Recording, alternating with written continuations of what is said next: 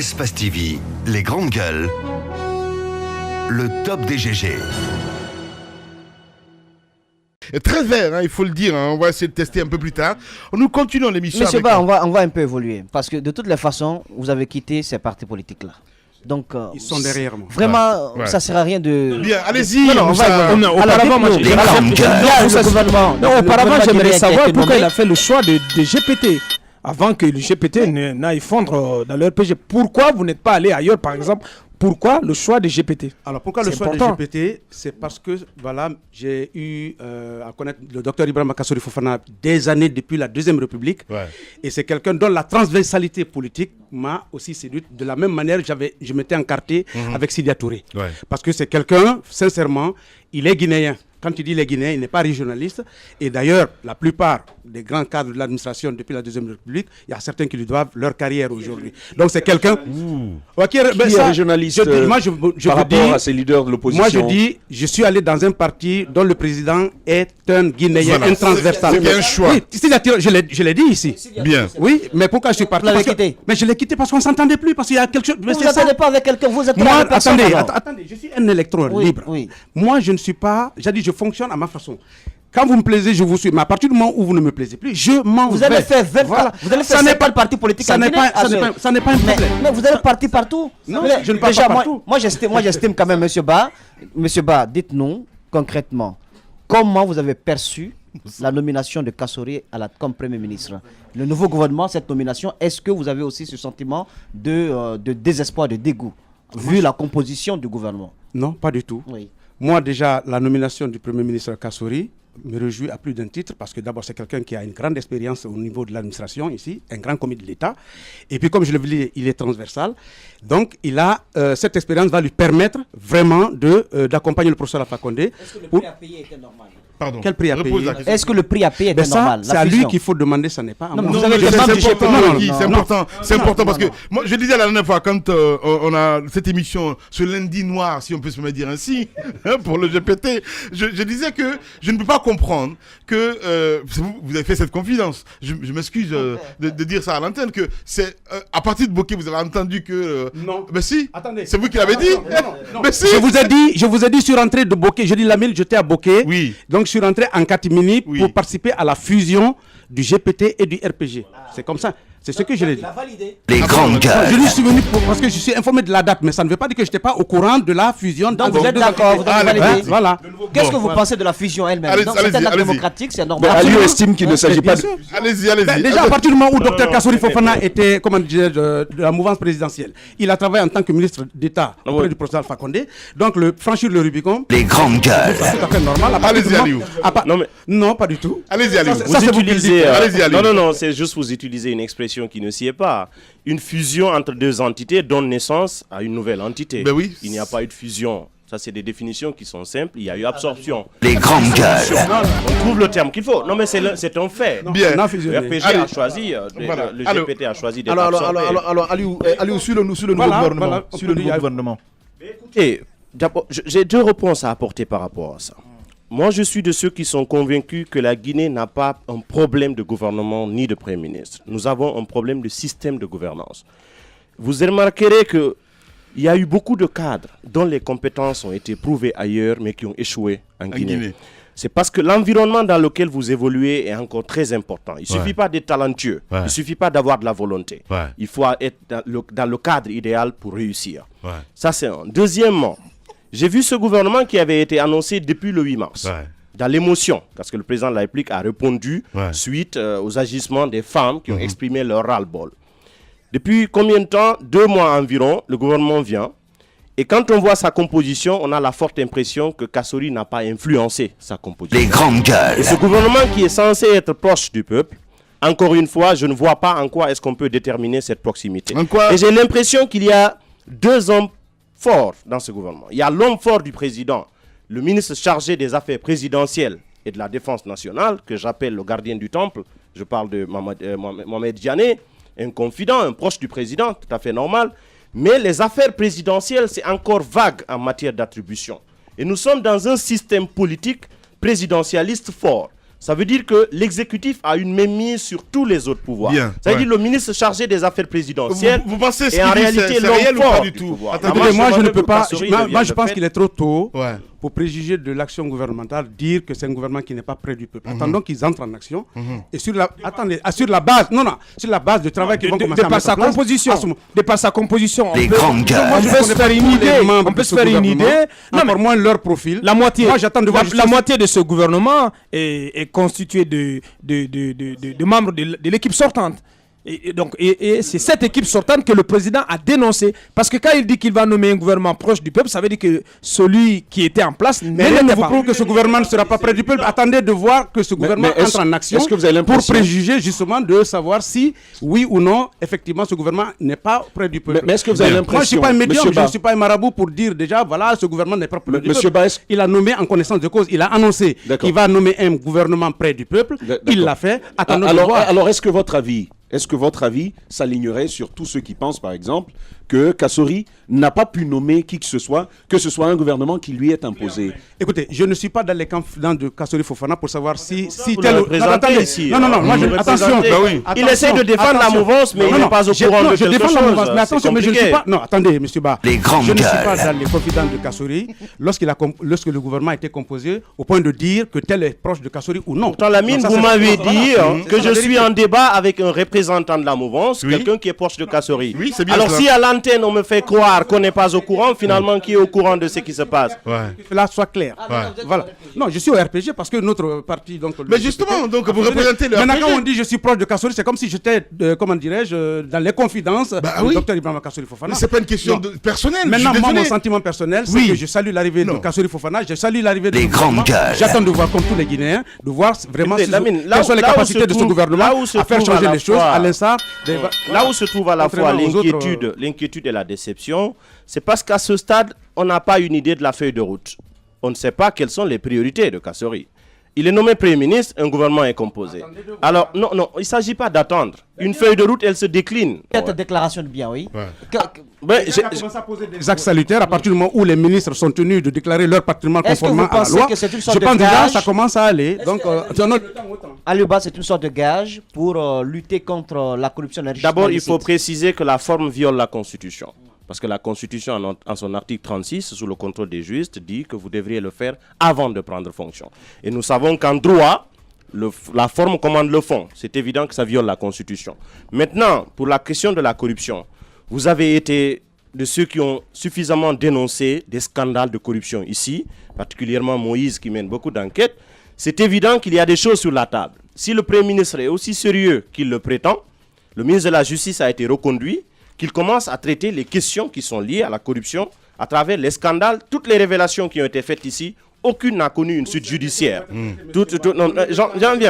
J'en viens. Ouais.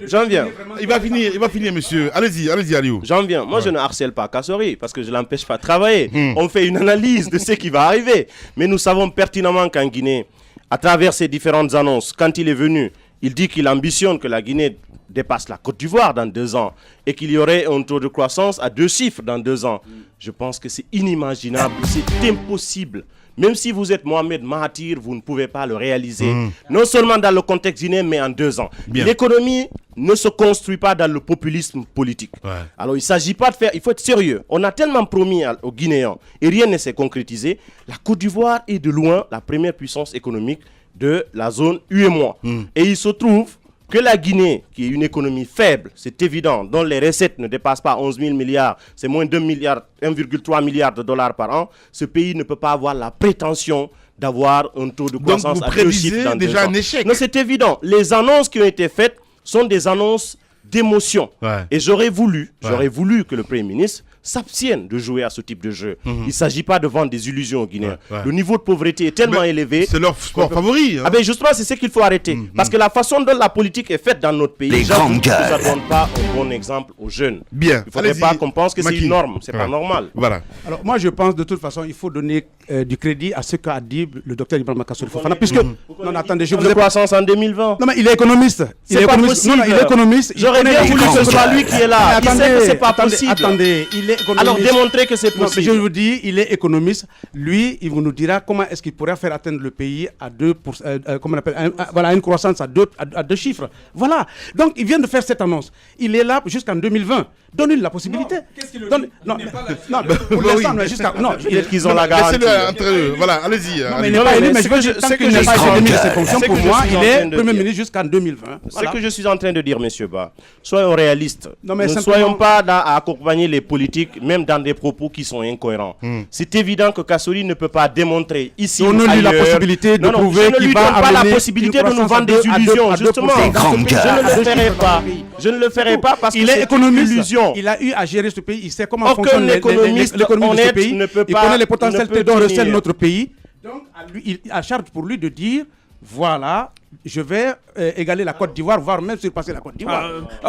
On voudrait vous entendre à présent sur que devraient être les chantiers prioritaires de Dr Ibrahima Kassory Fofana et de son équipe. Écoutez, nous sommes dans une crise multidimensionnelle, c'est une évidence. La crise politique, elle est là. Nous avons tenu des élections locales et jusqu'à présent, nous n'avons pas installé les exécutifs. Il a un problème à régler à ce niveau, comment rétablir le dialogue politique. La crise, elle est sociale, c'est connu également. C'est cette crise sociale d'ailleurs qui a amené toute cette situation-là. Alors il est important qu'il pose des actes dans ce sens-là. Maintenant, nous avons des élections législatives en perspective. Il n'y a aucune visibilité sur le calendrier des législatives. Encore moins sur les présidentielles, les Guinéens sont sceptiques à l'idée qu'elles se tiennent à date. Il y a des forts soupçons et sur la base de certains faits, Les grandes éventuellement, gueules. que le troisième mandat est à l'horizon. Une tentative serait là. Alors, quand on est Premier ministre, dans un contexte comme celui-là, en plus du niveau de pauvreté, du désespoir et du désenchantement des Guinéens, on a beaucoup de choses à faire. Oui. Mais quand le gouvernement il est composé et qu'on se rend compte que le Premier ministre n'a pas une marque, une mainmise sur ce gouvernement, avec des ministres qui ont été nommés sur la base de deals politiques, et que ceux-ci seraient beaucoup plus redevables à cause de ce deal politique-là que par rapport aux questions de développement, il faut douter effectivement de cette capacité au Premier ministre, non seulement de se dégager une marge de manœuvre, Ouais. mais de poser des actes qui vont dans le sens de la réussite. Bien. Peut-être Aliba. c'est un agenda du président de la République qui sera déroulé, mais ce qui aurait été important, un gouvernement déroule l'agenda de la population en termes de Bien. priorité. Alors, Allez, Aliba, allez-y, je ne sais Moussa. pas c'est quoi ta perspective dans l'arène politique, mais mon petit doigt me dit que vous finirez à l'UFDG. Ok, vous avez certainement un petit doigt magique. Oui.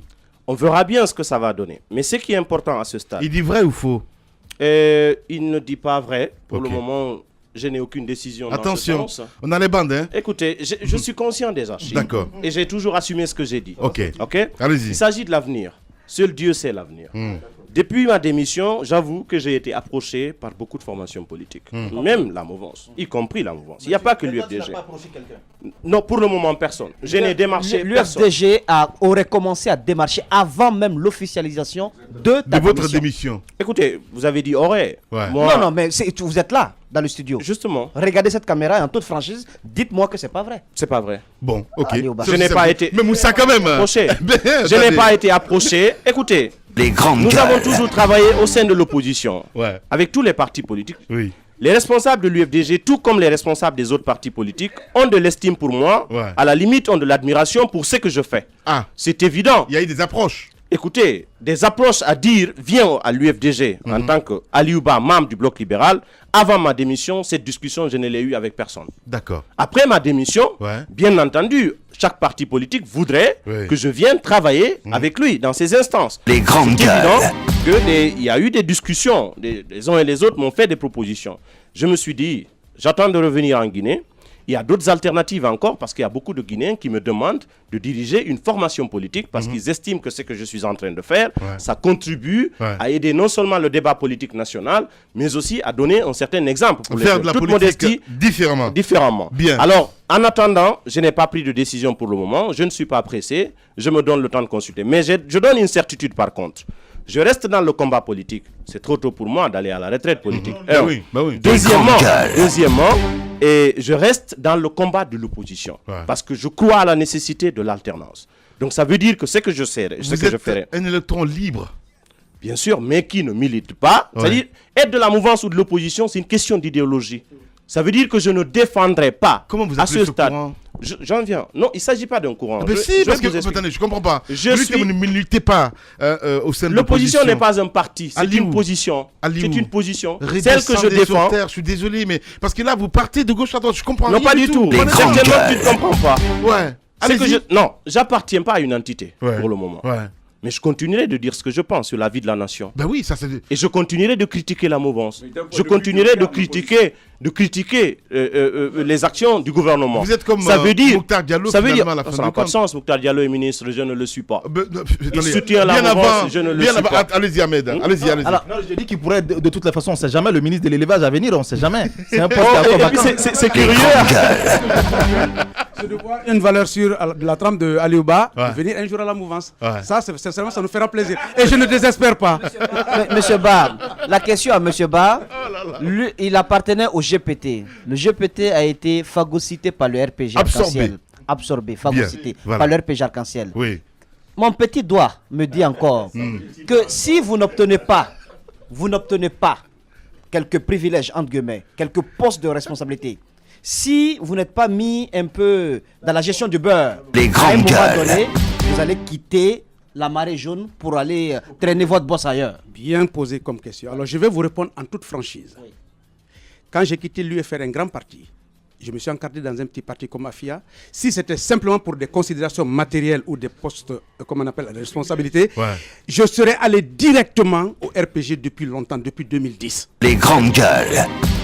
Moi, je ne fais pas de la politique simplement pour des considérations matérielles. C'est ce qui fait d'ailleurs que je suis un peu libre dans ma tête. Je peux me regarder dans un miroir. Par contre, si demain ou après-demain, on m'appelait pour occuper des postes à responsabilité qui correspondraient à mon profil, pourquoi je déclinerais?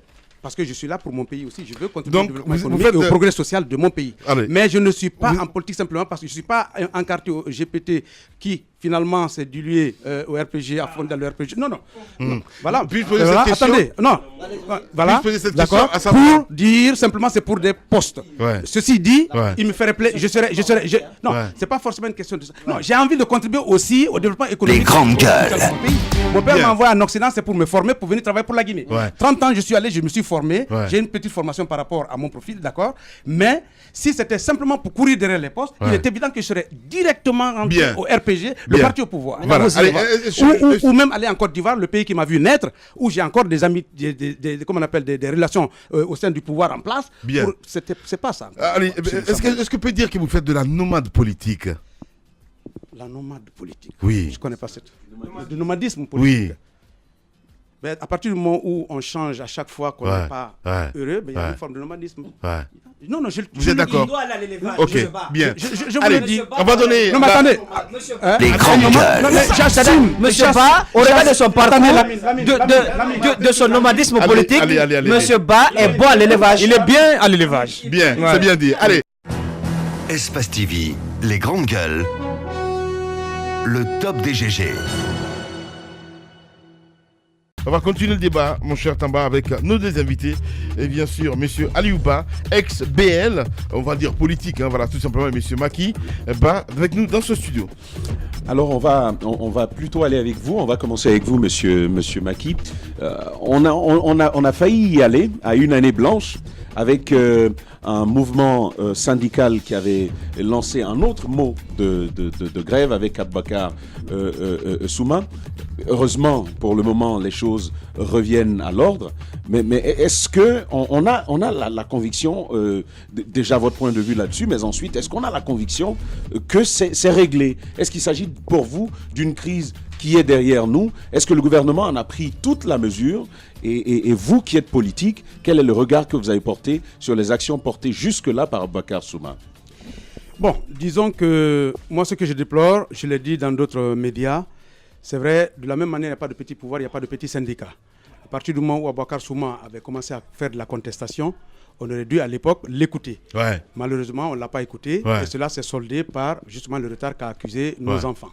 Ceci dit, ils ont voulu encore revenir sur cette grève lorsque le président a annoncé comment on appelle, la composition d'un nouveau gouvernement, heureusement, bon, ils ont suspendu pour l'instant pour permettre à nos enfants d'aller à l'école et de passer leurs examens. Parce qu'on était à 2 doigts de, comment on appelle, de la déclaration par, je crois, l'UNESCO, ou comme on appelle, même l'État, d'une année blanche. Et ce n'était pas bon pour l'école guinéenne, d'autant plus qu'aujourd'hui... Les grandes gueules. Est-ce que vous pensez que c'est l'une des raisons du départ de Kaokare et de Damantan Albert Camara du gouvernement? Disons que Kaokare, il est venu avec de très bonnes intentions. C'est vrai, il avait jeté des bases, déjà au niveau même de l'organisation des trucs, ça, il faut le dire. Mais vous savez, la politique est telle qu'elle. Il suffit simplement d'une phrase de travers ou d'un acte, malheureusement, qui peut compromettre vraiment tous les langues que vous avez, toute la possibilité de basculer. Donc il a été un peu victime un peu de cela. Bon, quand je vois effectivement un haut cadre comme M. Damantan, sincèrement, on aurait dû le reconduire quelque part parce que vraiment c'est une valeur sûre pour la République, il faut le dire. C'est un haut cadre. Maintenant, comme je l'ai dit tantôt, le fait que la politique est un peu ingrate quelque part, donc il a payé les frais de tout ce problème lié il se dit quand même dans l'ombre, et on aimerait savoir avec vous qui êtes de la mouvance, il se dit quand même dans l'ombre que c'était, si vous voulez, dans le noir, une des exigences des représentants du SLEG pour faire arrêter la grève, le départ, entre autres, de Kaokare et du ministre Albert Damantan. Est-ce que c'est un bruit dont vous avez eu connaissance? Est-ce que ça a pu être avéré? Non, moi, je n'ai pas eu connaissance de ces bruits-là. Maintenant, si ces bruits ont existé, peut-être que voilà, ça s'est passé comme ça. Parce qu'en politique, il faut savoir malheureusement aussi sacrifier peut-être une personne pour sauver une masse, que plutôt le contraire. Donc, Damantan a été sacrifié de votre point de vue? Je pense que oui, il a été il a été victime justement de tout ce problème lié justement à la grève des enseignants. Bien. Et c'est bien dommage parce que c'est quelqu'un qui a fait du bon travail et certainement, il pourrait encore continuer à travailler pour le pays. J'espère qu'il sera appelé à d'autres fonctions pour servir ce pays. Aliouba, sur la même question, Aliouba. Écoutez, les nominations n'ont pas fini. Un garage qui attend encore. Et le président semble être celui qui veut contenter tout le monde parce que ce qui est important à savoir, c'est que dans son agenda, c'est évident qu'il va chercher à contenir les anciens. Et la présidence n'est pas encore remplie pour des ministres conseillers. Il y a d'autres postes aussi à pourvoir. Mais à mon avis, ce qui est plus important, c'est de savoir est-ce que c'est un gouvernement qui va travailler dans le cadre de la résolution des problèmes des Guinéens ou bien c'est un gouvernement qui se mettra carrément au service d'un agenda particulier. Et ça, c'est la deuxième option que moi je privilégie. Vous avez des doutes? J'ai des doutes. Je peux le démontrer que ce gouvernement ne changera pas les fondamentaux sur lesquels les Guinéens attendent de grands résultats. Sur les questions économiques, sur les questions sociales et même la question de la crise politique, nous savons pertinemment que la marge de manœuvre devient très faible. Dans la première partie de l'émission, on a cité les élections en perspective. Nous en avons une pour le moment qui n'a pas été clôturée. Les exécutifs ne sont pas installés. Nous avons une autre en perspective, des agendas électoraux très importants, des rendez-vous très importants, mais qui fragilisent aussi la société guinéenne. Parce que ce qui est plus dangereux à voir dans une société, c'est quand il y a une crise de confiance. On ne peut pas construire l'économie sans la confiance. On ne peut pas garantir la stabilité des institutions quand il n'y a pas de confiance. Ça veut dire, à ce stade, nous avons un problème réel de visibilité. Où Alpha Condé veut nous conduire? Quelles sont ses véritables intentions? De toutes les façons, les Guinéens, dans leur grande majorité, pensent qu'à ce stade, on n'aura pas les élections à date et que 2020 est un rendez-vous risqué. Et quand c'est comme ça, c'est évident qu'il n'y aura pas de grands investissements, il n'y aura pas d'économie alors. Donc le pays à l'arrêt pendant 2 ans? Dans des difficultés, certainement. Et je ne vois pas Kassori, au regard de tout ce qu'on a dit, dans un gouvernement alors dans lequel les uns ont des comptes à rendre directement à la présidence, les autres à la primature. Il n'y a pas une coordination réelle de l'action gouvernementale. Je ne vois pas en quoi est-ce qu'on peut régler les problèmes. Quand Yula venait, certains étaient optimistes pour dire que enfin c'est un technocrate. Mais le technocrate est venu, on a vu qu'il est devenu un figurant, quelqu'un juste qui est là pour occuper. Malgré la constitutionnalisation du poste de Premier ministre, en réalité, il ne s'est pas dégagé une personnalité, un leadership pour impulser une dynamique gouvernementale. Kassori est venu politique, un deal politique, mais dans la composition, c'est le président qui a négocié, Mohamed Diané a influencé. C'est évident que ce sera la même chose. Les Guinéens s'attendront à des moments difficiles. Vous êtes déçu de la politique guinéenne aujourd'hui ou pas? Oui, déçu, mais je ne me limite pas qu'à la déception. J'agis. Parce que avant d'entrer en politique, mon entrée en politique est de 2013. C'est assez récent. Je n'ai jamais milité auparavant. J'ai toujours vécu en Guinée, en dehors de mes sorties. Alors, c'est parce que j'étais pas d'accord avec la façon dont la politique se faisait dans notre pays que je me suis impliqué. Parce qu'en restant en marge et condamné avec la télécommande, ça ne change rien. C'est parce que c'est pas le rapport de force qui peut changer les choses. C'est dans l'ordre naturel. Alors, le fait d'avoir en 5 ans participé modestement à ce débat politique national, à montrer à certains jeunes qui ont de l'estime pour ce que je fais, je pense que c'est aussi contribuer justement à faire bouger les lignes. Parce que c'est évident qu'une proportion, la proportion la plus importante de la population est jeune. Les aînés, c'est pas évident qu'ils incarnent encore la vision de cette jeunesse, qu'ils comprennent. Mais cette jeunesse a besoin de s'impliquer parce que c'est pas en restant en marge qu'on va. La politique, il y a un adage qui dit que si vous ne faites pas de la politique, vous serez toujours sanctionné en étant gouverné par moins valeureux que vous. Et nous vivons cette situation. Ceux qui nous gouvernent, ils valent pas mieux que les jeunes qui ont des compétences. Malheureusement, la différence entre les uns et les autres, c'est l'engagement. Bien. Aliou Ba, Monsieur Makiba, nos invités ce matin. Espace TV, les grandes gueules, le top des GG. Bonjour, comment ça va? Merci infiniment. Vous allez bien? Je suis très content d'être parmi vous aussi. Et c'est la première fois que je viens dans les grandes gueules. Ouais. Non, ça va. Ça va aller. Vous êtes tellement effacé, ça fait quoi aujourd'hui avec l'actualité, quand vous regardez un petit peu dans le rétroviseur? Avez-vous eu peur pour 2020 ou pas du tout? Peur, non, moi je n'ai pas peur pour 2020 parce que je pense que la Guinée est suffisamment consciente des enjeux, de l'enjeu de 2020, que nous n'allons pas nous laisser tripatouiller. Cette constitution ne va pas être tripatouillée. Donc, à mon avis, on perd beaucoup de temps à parler de cela. Mais il faut qu'on s'en tienne à notre constitution. Vous avez suivi nos premiers débats portant notamment sur l'exemple du Niger où 2 acteurs de la société civile sont placés sous mandat de dépôt, devraient être jugés aujourd'hui pour s'être prononcés en faveur d'un 3e mandat. Vous pensez que c'est un exemple dont la Guinée devrait s'inspirer? Non, absolument. Il y a des sirènes comme ça qui sortent de l'ombre chaque fois pour essayer de propulser les idées d'un 3e mandat. Bon, il faut que ça s'arrête. Parce que réellement, il faut que nous puissions respecter nos Constitution. Et notre Constitution. C'est extrêmement important. En fait, excusez-moi, je vais pas être méchant parce que les partis politiques qui sont souvent dans les garages, on essaie de le faire venir un petit peu sur la place publique. Demain, si le président fait appel à vous de venir accompagner dans ce gouvernement, est-ce que vous allez dire oui ou non? Écoutez, moi je pense que pour répondre à cette question, il faut voir un peu comment ce gouvernement traite ses ministres. Je pense que si vous n'avez pas la liberté d'action qui est nécessaire, donc c'est non. Si on n'a pas, c'est non. Alpha Sylla, c'est non. Donc il faut être... Vous connaissez quand même Alpha Condé, vous l'avez soutenu, accompagné en 2010. Oui, justement. Qu'est-ce qui s'est passé après? Pourquoi vos chemins ont fini par diverger? Quelle était la raison de la rupture entre vous? En 2010, le président Alpha Condé, je le connaissais, peut-être disons d'un peu loin. Je lui ai donné le bénéfice du doute. Pour moi, il n'avait pas travaillé dans ce pays. Et la plupart des contendeurs on les avait vus déjà à l'acte, à l'action ici. Donc, je lui ai dit, on lui donne le bénéfice du doute. Et puis, il a démarché. Il est allé à plusieurs reprises solliciter notre support.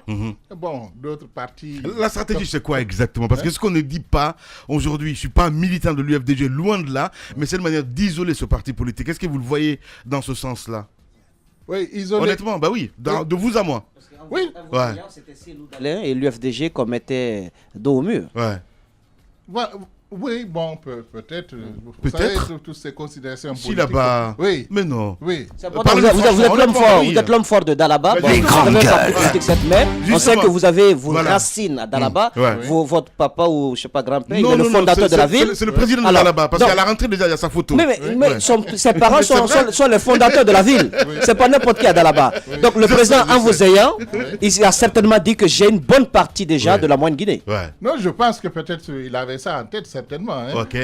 Et pourquoi vous n'avez pas bougé? Vous n'êtes pas comme Mouktar Diallo, comme Abakar Sylla. Je l'ai soutenu. Oui, je sais, vous l'avez soutenu. Mais sur quelle base? Avec quel deal politique? C'était nouveau. Oui. Et en contrepartie? Je pensais qu'il avait... il n'y avait pas de contrepartie. Mais monsieur Moi, je Ba, m'attendais oui, à ce qu'il y ait... Si, il y a un compte. Si. ouais. en politique, il y a toujours une contrepartie. Voilà. Bah oui. Non, la contrepartie, Oui. c'est qu'ils puissent travailler pour développer le pays, Ouais. et respecter, enfin, mettre en place des institutions solides et respecter les droits de l'homme et puis apaiser le pays.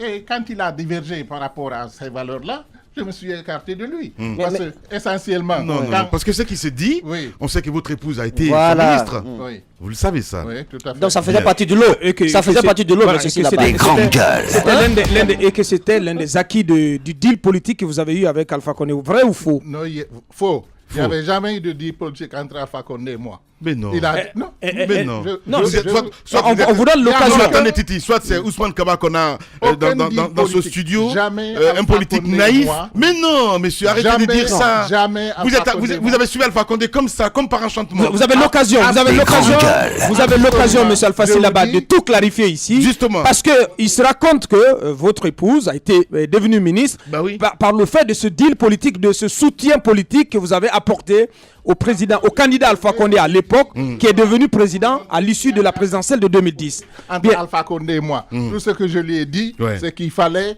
qu'il respecte les lois de la République, qu'on mette en place des institutions Vous l'avez solides. suivi comme ça? Absolument, absolument. Ok. Je lui ai donné le bénéfice du doute. Bien. Sans contrepartie, absolument. Et pas la Et banque- je n'ai enquête- jamais su...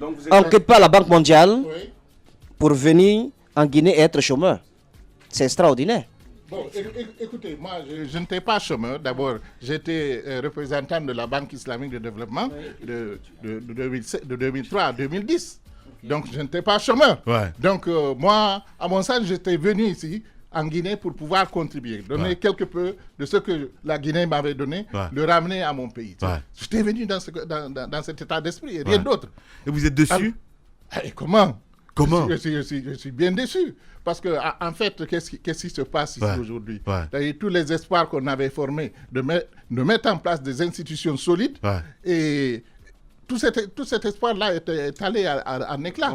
Parce que qu'est-ce qu'on a aujourd'hui? C'est une bipolarisation du pays. Ouais. C'est-à-dire le fait qu'on a en fait introduit cet aspect d'ethnicité, de régionalisme dans tout ce qu'on fait dans le pays, Ouais. c'est ce qui a totalement... Ça, c'est pas seulement le président. Ouais. Non, c'est le pays peut-être dans l'ensemble qui travaille comme ça, Ah, mais alors- ça m'a bouleversé. Ouais. Et je pense qu'on ne peut pas construire un pays, un état de droit, quand on s'accroche à ces... voilà, à ce type de situation. Il faut absolument se départir de l'ethnocentricité pour pouvoir avoir une paix durable dans un pays. Et sans paix durable, on ne peut pas parler de développement. Voilà, monsieur Alpha Silaba, il faut le rappeler, un député président du parti PGRP. Allez-y, Tamba. Alors, vous quittez la Banque mondiale, vous venez, hein, vous entrez en politique, et vous allez dans ce que vous refusez d'appeler un deal politique avec le président de la République. Ouais. Est-ce que vous vous définiriez comme un leader politique gentil, qui Non, donne sans rien attendre? Les grandes gueules. Non, écoutez, non, ce n'est pas ça du tout. La politique, Moi, c'est je pas du pense salam que alek. je suis en fait, moi, je ne suis pas un politicien. Hein, Ah, ça, ben voilà. c'est- Voyez-vous, Moi, en je fait, suis je me suis en pas fait, trompé. personne ne l'est. Je ne me suis pas Personne ne trompé. l'est. Je suis Non, un non, non, mais technicien. vous voyez ces économistes-là, Dr Ousmane Kaba, il nous dit la même chose. Les grandes gueules. Je suis un technicien. Hein, vous voyez.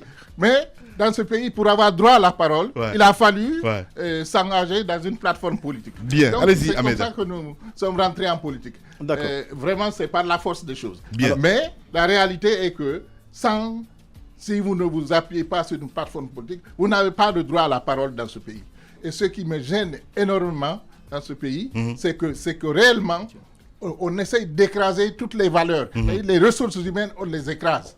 Si vous venez ici et vous ne vous impliquez pas dans la politique et que vous soyez peut-être du bon bord, on va vous écraser, quel que soit Donc c'est un tremplin. vos capacités. Absolument. Ah, bon. ok. Alors, Au moins, alors, c'est dit. alors, M. Silaba disait tout de suite qu'ils sont déçus, quand même, leur bloc, et ils sont déçus de la gestion du président Alpha Condé. Mais nous aussi, en tant qu'acteurs de la société civile, nous sommes aussi déçus de vous au niveau de l'Assemblée nationale.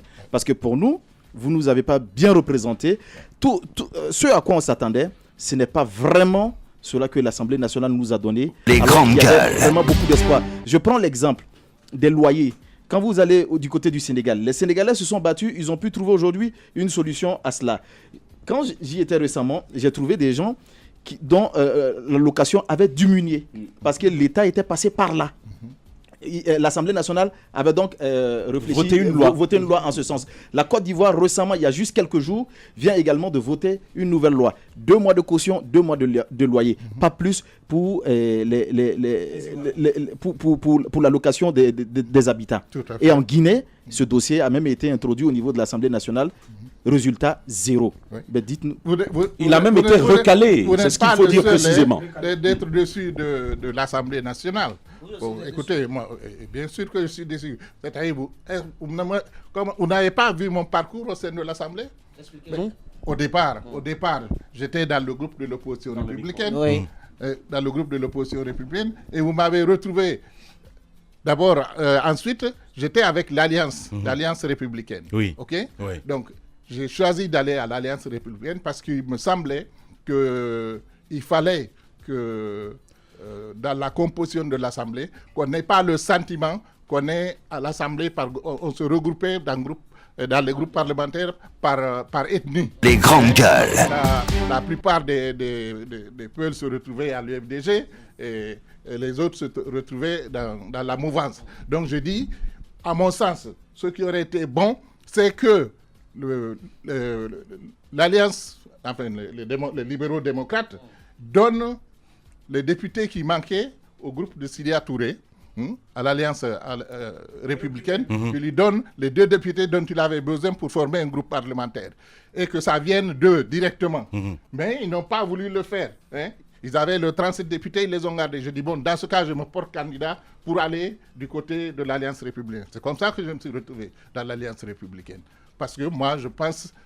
dans un pays, il faut cet équilibre-là. Je suis loin d'être un ethnocentriste et je connais de par mes origines, de mon père, tout ce que j'ai vu, ce qu'il a fait à Dalaba, c'était tirer les gens, tous ceux qui savaient travailler, il les a tirés à côté de lui, quelle que soit leur appartenance. Mais au-delà de ça, quelle difficulté vous avez à l'Assemblée nationale? Avant, parce que si vous définissez comme un non-ethnocentriste, ça veut dire qu'il y a des ethnos. Il y en a qui font la politique en Guinée sur la base de l'ethnostratégie. C'est tout à fait clair. Vous savez bien que nous avons abouti ici à une bipolarisation de la vie politique. Et vous pensez que tous les deux pôles agissent d'un bord ou de l'autre? Vous pensez que tous les deux pôles agissent de cette façon? Mais absolument, absolument. Et vous voyez, c'est-à-dire que tout est personnalisé dans ce pays. Par exemple, quand j'ai voté Alpha Condé, en 2010, qu'est-ce qu'ils ont fait? Ils sont venus, les gens de l'UFDG, sont venus, ils ont cassé ma maison. Ils ont tout vidé dans ma maison. Ça À Dalaba. Wow. Ça, bon, je n'en parle pas. Ouais. Parce que ça fait partie... Parce que vous avez soutenu Parce que j'ai Alpha soutenu Condé. Alpha Condé. Bon, et ensuite, quand j'ai Donc vu... pour eux, c'était un crime. Absolument, c'est un crime. Et c'est ce qui est extrêmement grave. Aujourd'hui, on ne veut pas que quelqu'un émerge au Fouta qui ne soit pas soutenu, disons, par c'est le groupe des commerçants. Ce sont ceux-là, vraiment, qui font la politique de l'UFDG. Votre allié naturel serait Cellou Dalein Diallo. C'est ceux qui pensent que... Or, moi, je suis un homme de conviction. Je ne suis pas là pour supporter Paul ou Pierre. Je supporte ceux qui se lèvent pour l'intérêt du pays. Un point, un trait. Bien. Alors expliquez-nous pourquoi vous avez, parce qu'on a parlé d'Alpha Condé avec qui vous étiez en alliance ou que vous avez soutenu en 2010. Mais par la suite, on vous a vu aller aussi avec et là c'est le Dalein Diallo. Vous avez noué en quelque sorte une sorte d'alliance, mais qui a été rompue après. Expliquez-nous quelle en était la cause. Absolument, je crois fermement que dans un pays, il faut une opposition. On ne peut pas avoir une démocratie sans opposition. Et quand je vois que le président Alpha Condé s'appuyait sur l'ethnocentrisme pratiquement, qui était manifeste dans la nomination des postes et tout était manifeste, c'était le choix qu'il avait fait. Je me suis dit qu'il fallait que je m'éloigne de lui. Et je vais vous dire ici, et j'ai des plus hauts que partout ailleurs, ici, je n'ai jamais eu de conversation particulière avec le président Alpha Condé depuis qu'il est devenu président, sauf une fois, lorsque au niveau de Rio Tinto, quand il avait reçu les 700 millions de Rio Tinto, j'ai fait un commentaire qu'il a jugé inamical. Et il m'a appelé. Ouais. C'est la dernière fois que j'ai échangé avec le président Alpha Condé depuis qu'il est au pouvoir. Donc depuis et 2011. je défie quiconque. Et vous voyez, ils m'ont collé Ouais. Alpha Condé sur le dos quand il y a eu les élections communales. Ouais. Ouais. Et les cadres de mon parti ont été soudoyés par l'UFDG. Et ils sont allés et nuitamment dire partout où j'étais passé, parce qu'on avait fait une excellente campagne, partout où j'étais passé, ils ont donné de l'argent. Ils ont dit si vous votez Alpha Silla, vous votez Alpha Condé. Prouvez-moi. C'est pourquoi vous avez perdu. C'est pourquoi vous avez perdu à Dalaba. Absolument. Et ça, c'est dommage. C'est-à-dire qu'on juge, on ne juge pas ce que les gens font. On juge sur les personnes. Et ça, le pays, il faut qu'on se départisse de cela. Bien. Alors, je posais la question à M. parce qu'il n'a pas de... Alpha Silla, député, donc président du parti PGRP, notre invité ce matin chez les GG. Non, je posais la question. Il a fait chemin à un moment donné, chemin ensemble avec le président de l'UFDG. Mais les gens ne savent pas exactement pour quelles raisons vous vous êtes quittés. Pour quelles raisons, à un moment donné, on a parlé de la recomposition des structures de démembrement de la CENI, que c'est ce qui aurait été la raison de votre divergence. Expliquez-nous, vous en avez l'occasion. Écoutez, moi, je ne rentre pas jamais dans les structures pour que je sois caporalisé. Il faut qu'on puisse être à mesure de dire ce qu'on pense quand on est dans un groupe et qu'on tienne compte de vos opinions. Et quand vous entrez dans une structure qui est monolithique, c'est-à-dire le type parti-État où chacun, une fois que le chef parle, tous les autres s'inclinent, moi, je ne peux pas être dans une telle structure. Et c'est comme ça que je me suis éloigné d'eux. Et au moment de la mise en place du démembrement de la CENI, l'opposition avait droit à quelques 823 postes. Alors, il y a un téléphone, je ne sais pas qu'est-ce qui se passe exactement. On ne sait jamais. 823 postes. On ne s'est jamais réunis pour dire comment on va répartir ces 823 postes. On était prêt à concéder près de 50% de ces postes à l'opposition républicaine, mais ils nous ont combattus à mort parce qu'on a voulu avoir quelques représentants au niveau de Dalaba et de Pita. Et à la baie, alors ils ont totalement fermé absolument toute la situation. Donc on n'a rien pu avoir là-bas. Et ils ont utilisé de tous les moyens. Ils sont allés jusqu'à la Cour constitutionnelle pour essayer de dénoncer ma femme. Et il n'y a pas ce qu'ils n'ont pas fait. Qui ça? Vous dénoncez qui? L'UFDG. Nous, on parle de votre parti, c'est important. Celle qui aurait dû être la représentante, je pense, de la Commission électorale nationale indépendante, du côté de les grandes gueules. Voilà, ils ont pensé qu'il y aurait collision, mais est-ce qu'ils avaient tort? Vous êtes candidat là-bas. Votre femme vient superviser. Quand même, il y a trop de coïncidences. Elle avait dit que pour ne pas qu'il y ait conflit d'intérêts, elle n'allait pas à Dalaba. Elle est restée à Mamoun, elle n'est jamais partie à Dalaba pour superviser les élections. Et puis, de toute façon, elle a une certaine indépendance d'esprit. Elle est venue, elle a juré devant la Cour constitutionnelle d'exercer ses prérogatives conformément à la loi. Donc, elle s'en tient à ça. Et moi, je ne vois pas pourquoi un représentant du PGRP nuirait à l'UFDG si j'ai des représentants sur le terrain. C'est vrai que quand on vous pose les questions, automatiquement, on déverse dans l'UFDG. Donc, on sent automatiquement qu'il y a quand même quelque chose entre vous. Alors, clairement, cette bipolarisation dont vous parlez tout de suite, est-ce que ça pourrait expliquer aujourd'hui ces échecs dont on parle dans la gestion de la chose publique, notamment au niveau donc, du pouvoir, mais surtout au niveau de l'Assemblée nationale? Et puis, ce qui m'a extrêmement dérangé, c'est que en fait nous sommes en train de cautionner cette bipolarisation du pays en votant des lois comme la loi sur le chef de file de l'opposition, et c'est une loi scélérate. C'est une loi qu'on ne pouvait pas accepter parce que les partis politiques sont égaux devant la loi, et si on doit les supporter, l'État doit les supporter, ils doivent tous être supportés. Je ne vois pas pourquoi on privilégierait un parti par rapport aux autres partis. Donc moi, j'étais totalement opposé. Mais ce n'est pas une loi. Par rapport au nombre de sièges, c'est quand même quelque chose qui fait la distinction entre les partis politiques. C'est certain. Mais je dis encore, c'est une façon de corrompre l'opposition. Et aujourd'hui, ils ont pu partager les ressources de l'État entre la mouvance et l'opposition. Et pour calmer l'opposition, on leur donne une part du gâteau. Et tout ça. Bien. Allez-y. Alors, il faut quand même remettre les points sur les i. Normalement, si ça fonctionnait bien, c'est un budget alloué à l'opposition tout entière, pas à un parti politique spécifiquement. Mais revenons à l'actualité. Nous avons un nouveau gouvernement et à l'intérieur du nouveau gouvernement, la nouvelle équipe qui arrive, il y a au moins deux opposants qui font leur entrée, qui étaient très très proches de M. Selou Dalen Diallo. Vous, et de vous d'ailleurs, par ailleurs aussi.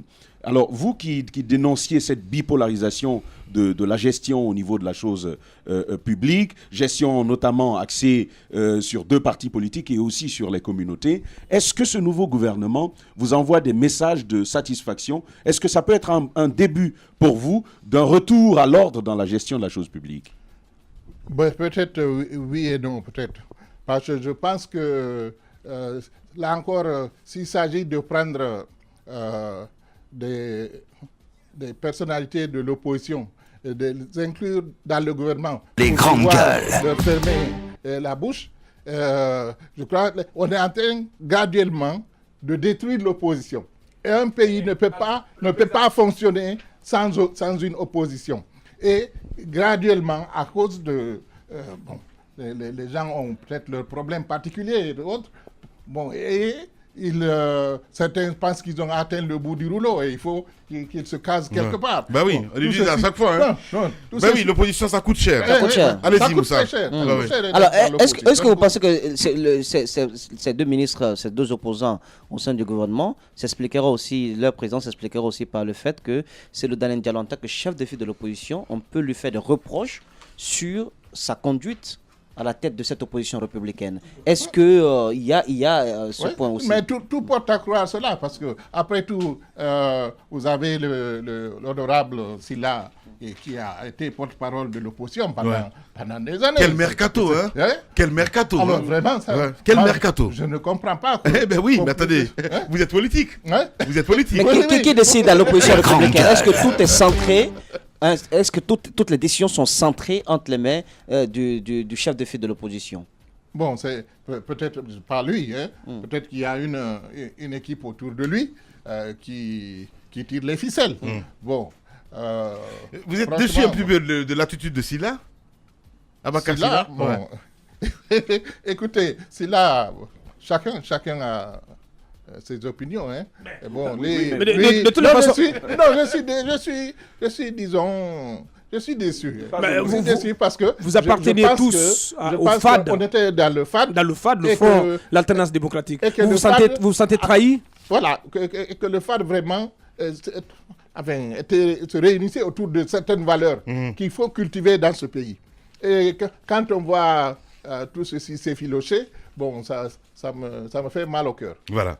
Alpha Sylla, notre invité ce matin chez les GG, à Ouagadougou. Les grandes gueules. Dans l'actualité, toujours, il y a le différend électoral consécutif à la tenue des élections communales du 4 février. La Guinée, à la suite de ces élections, donc, est entrée dans un nouveau cycle de manifestations organisé par l'opposition menée par l'UFDG. Et par la suite, donc, suite à des négociations engagées, on est en train de voir dans quelle mesure et sous quelle forme on peut trouver une solution à ce différend électoral. Le débat, la question est sur la table du comité de suivi. Forcément, vous suivez cette actualité. Pour vous, quelle approche de règlement de ces différends électoraux? Est-ce qu'il faut reprendre les élections partielles dans les circonscriptions incriminées, ou bien il faut carrément, pour vous, le contentieux a été vidé par les juridictions de première instance et on ne peut plus y revenir? Absolument. Absolument. À mon sens, il faut savoir respecter nos lois. Et la loi est claire là-dessus. Que les juridictions de première instance, une fois qu'elles le prononcent et que la CENI proclame, on n'a plus d'autres recours. Donc, tout ce qu'il y a lieu de faire aujourd'hui, c'est peut-être à travers le Conseil supérieur de la magistrature de sanctionner peut-être des magistrats qui ont été indélicats. Mais on ne doit pas revenir là-dessus. Et gouverner un pays par consensus, ça ne peut pas aller. Il faut qu'on travaille avec la loi. Absolument. Et aujourd'hui, tout se passe en Guinée par consensus. On contourne la loi, on s'assoit, on dit dialogue. Et il y a deux blocs qui s'entendent entre eux. Chacun voit qu'est-ce qu'il gagne là-dedans et qu'est-ce qu'il perd. Et là, ils s'entendent entre eux et on va de l'avant. Alors, vous êtes d'accord évidemment avec nous qu'il y a du politique business? Oui. Ah oui? Ah ben absolument. Ben voilà, allez-y. Mais alors concrètement, sur ce dialogue, qu'est-ce qu'on aurait dû faire? Est-ce que le dialogue n'aurait pas dû exister tout simplement? Oubliez le dialogue. Conformez-vous à la loi. Bien dit. Alpha Si là-bas, notre invité ce matin chez les GG. Espace TV, les grandes gueules, le top des GG. Monsieur Aboubacar Souma, bonjour. Bonjour. Bienvenue dans cette émission. Vous suivez nos débats. Cette façon de gouverner, de nommer les ministres, de remplacer un ministre ressortissant d'une localité par un autre issu de la même localité, ça vous inspire quoi? Moi, à vrai dire, les portefeuilles ministériels sont éminemment politiques. Les gens racontent des histoires. On peut prendre un chauffeur, un menuisier, le nommer ministre. Les techniciens, c'est à partir du secrétariat général, les directions nationales. Mais la politique, l'éminence de la politique est gérée par le ministre. On ne choisit pas un ministre parce qu'il est sorti de l'académie. On ne choisit pas un ministre parce qu'il est sorti de Sorbonne. Donc on peut nommer un ministre même qui n'a pas de niveau. Attendez, je viens. Attendez, Les dés sont jetés. On revient avec notre invité. Donc vous allez comprendre, ça va chauffer dans ce studio tout à l'heure. Une pause de près de 10 minutes et derrière on revient pour donc entrer dans le vif de ce débat avec Aboubacar Souma, donc qui n'a pas sa langue dans sa poche. On revient. Espace TV, les grandes gueules, le top des GG. On poursuit avec notre invité. Bassikou. On poursuit avec notre invité. Honorable, à l'entame de vos propos, vous disiez que la fonction ministérielle est une fonction éminemment politique. Est une fonction éminemment politique, mais au-delà de ça, il faut faire la promotion quand même de la compétence, pas de la médiocrité, pas ce que je veux dire, comme ce qu'on est en train d'observer aujourd'hui, des postes ministériels répartis en certaines préfectures. Comment vous réagissez à cela? Bon, moi je pense que c'est vous qui dites que les postes sont repartis entre les préfectures. Je ne trouve pas.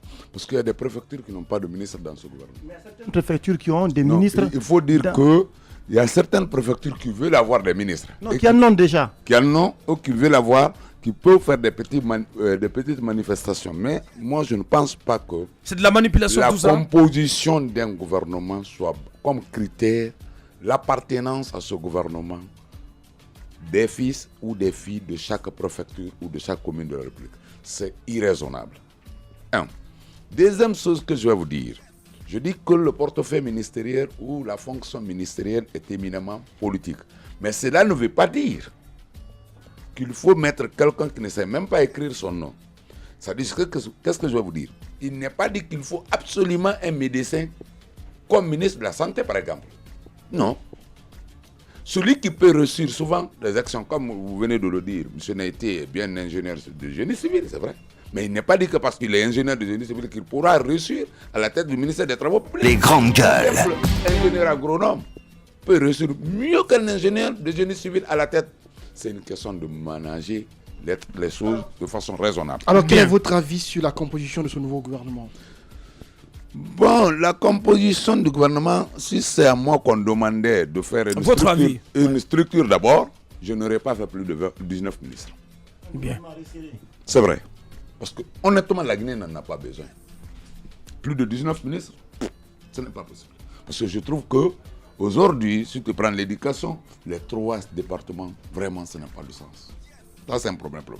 Le second problème, je trouve que le président de la République a fait une déclaration officielle. Je mettrai une équipe gouvernementale proche du peuple. Les grandes gueules. Ça, c'est une question fondamentale. Parlez dans le micro, s'il vous plaît. Ça, c'est une question fondamentale. Ce qui n'est pas le cas. Ce qui n'est pas le cas. Bon, je pense que, contrairement à ce que le Premier ministre est en train de faire, parce que j'ai vu le Premier ministre tourner maintenant ce Nantou Chérif, ce Sidia, ce Dalin et autres, il aurait pu le faire bien avant la mise en place d'un gouvernement proche du peuple.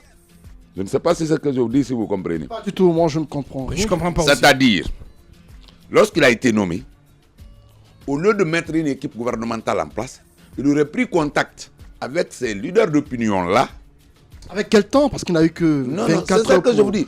Il aurait demandé à ce qu'il ait le temps nécessaire pour aller prendre l'avis de ces gens. Pour faire les consultations nécessaires. Pour faire les consultations nécessaires avant de mettre une équipe. Mais est-ce que les membres du gouvernement émanent de Kassori Fofana? Parce qu'on apprend que il a été mis devant le fait Dans accompli. tous les cas, l'homme doit assumer.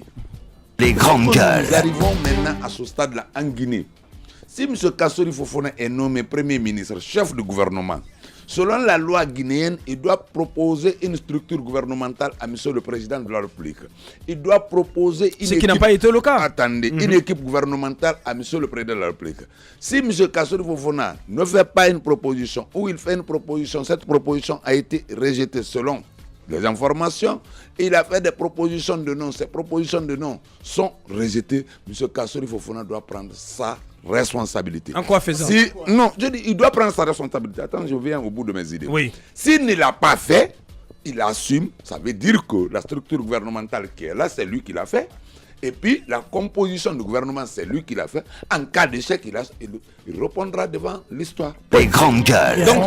Donc c'est-à-dire que s'il ne se sentait pas concerné par la structure et par la composition, il devrait simplement en tirer les conséquences et pas démissionner. Bon, démissionner ou pas démissionner, ce n'est pas ça la question fondamentale. Lorsqu'on te met à un poste, il ne faut pas vouloir occuper un poste pour l'occuper. Il faut assumer. Même si c'est 2 jours que tu dois faire, il faut faire des actes, il faut poser des actes qui peuvent t'éterniser. Bien. Alors, parlant toujours de ce gouvernement, on a vu l'entrée au sein de l'équipe de 2 ex-opposants ou de deux opposants, donc qui se deviennent ex-opposants, à la personne d'Aboubacar Silla et de Mouktar Diallo. Vous étiez tous au sein de l'opposition républicaine. Et par la suite, ces derniers moments, on vous a vu aussi un peu proche du camp présidentiel. Et, beaucoup d'aucuns aussi s'attendaient à vous dans le gouvernement, vrai ou faux? Oui. Beaucoup s'attendaient à moi, mais moi, ça ne m'intéressait pas. Vous avez été consulté ou pas? Bon, je dis, ça ne m'a pas intéressé. Ça doit vous dire quelque chose. Honnêtement, hein? Non, c'est de la langue de bois. Dites-nous, est-ce que vous avez été consulté? Comment on appelle consulté, mais ça ne m'a pas intéressé. Pourquoi? Je ne voulais pas partir de... Non, attendez. Pourquoi?